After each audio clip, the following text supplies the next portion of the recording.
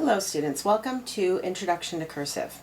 When you've completed all these videos, you should be very proficient with writing cursive. You should know all your connections and be able to write most words.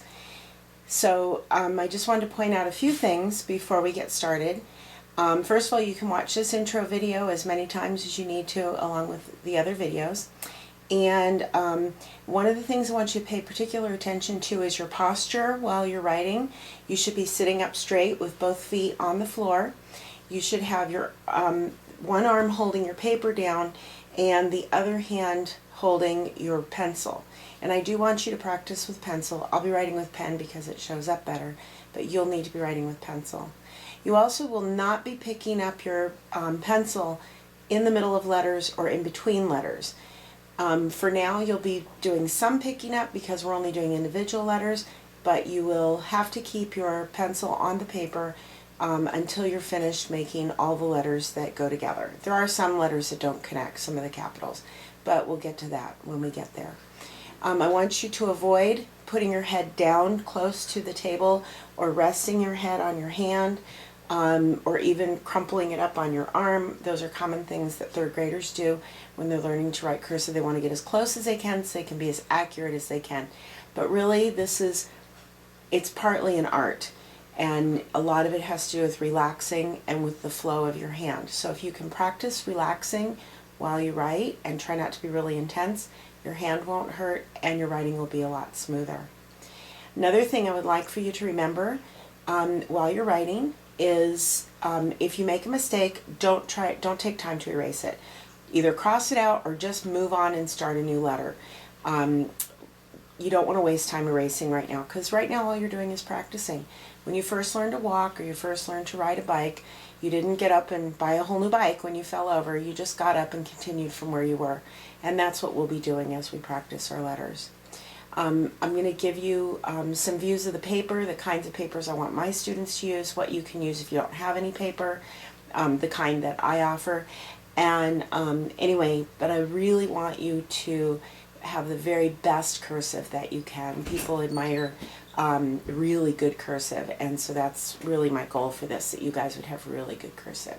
So let's continue with the kinds of paper to use and how to position your paper for writing. Okay, first let's talk about the kind of paper to use.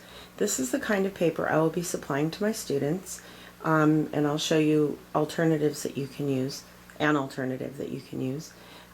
This paper here has a marshmallow at the top. I like to call it the marshmallow because it's the big space at the top.